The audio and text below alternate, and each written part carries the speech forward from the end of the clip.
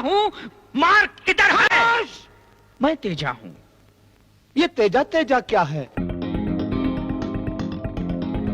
বর্তমানে social media মানেই যেন সিনেমার সংলাপে ঠাসা এক বিশাল মিমস জগৎ। ফেসবুক, ইনস্টাগ্রাম, টুইটার, এমনকি রিলস ও ইউটিউব শর্টস সবখানেই ছড়িয়ে পড়েছে বলিউড থেকে টলিউড, মায়ালাম থেকে মারাঠি, এমনকি পুরনো ইংরেজি সিনেমার বিখ্যাত সংলাপগুলোকে ঘিরে তৈরি মজার মিমস ও ভিডিও।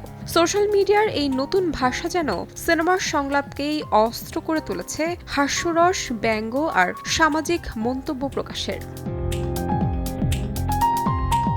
৯০ দশকের অন্যতম জনপ্রিয় কাল্ট ক্লাসিক বলিউড সিনেমা আন্দাজ আপনা আপনা, যেখানে আমির খান ও সালমান খানের রসায়ন, কারিশমা কাপুর ও রাভিনা ট্যান্ডনের উপস্থিতি এবং কল্পনাপ্রসূত চরিত্র ক্রাইম মাস্টার গোগো কিংবা তেজা হয়ে ওঠে সময়ের ধারার বাইরে দাঁড়িয়ে থাকা কিছু চিরস্মরণীয় উপাদান। তবে এত বছর পর সিনেমাটি আবার আলোচনার কেন্দ্রে, এবার হাস্যরস নয়, বরং আইনি জটিলতার কারণে। তেজা मैं हूं, মার্ক ইধার হ্যায়, আইলা কিংবা ক্রাইম মাস্টার গোগো নাম है मेरा ইত্যাদি সংলাপ বিগত কয়েক বছরে জনপ্রিয়তা পেয়েছে মিম সংস্কৃতির সৌজন্যে। বিভিন্ন ব্র্যান্ড, এমনকি স্টার্ট আপগুলো সৃজনশীলতার ছলে ব্যবহার করছে এসব লাইন তাদের পণ্য বাণিজ্যিকরণ বা ভিডিও কন্টেন্টে।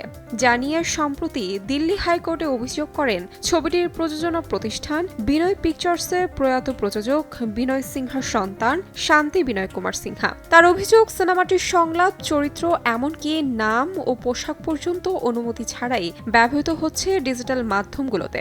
কিন্তু এখন থেকে এসব ব্যবহার করতে হলেও নিতে হবে অনুমতি, না হলে আইনি জটিলতার শিকার হতে পারে ব্যবহারকারীরা।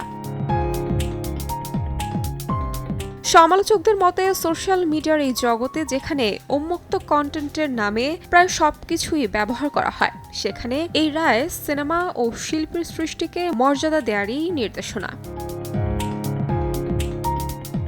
তাহমিনা তন্নি, সময় সংবাদ।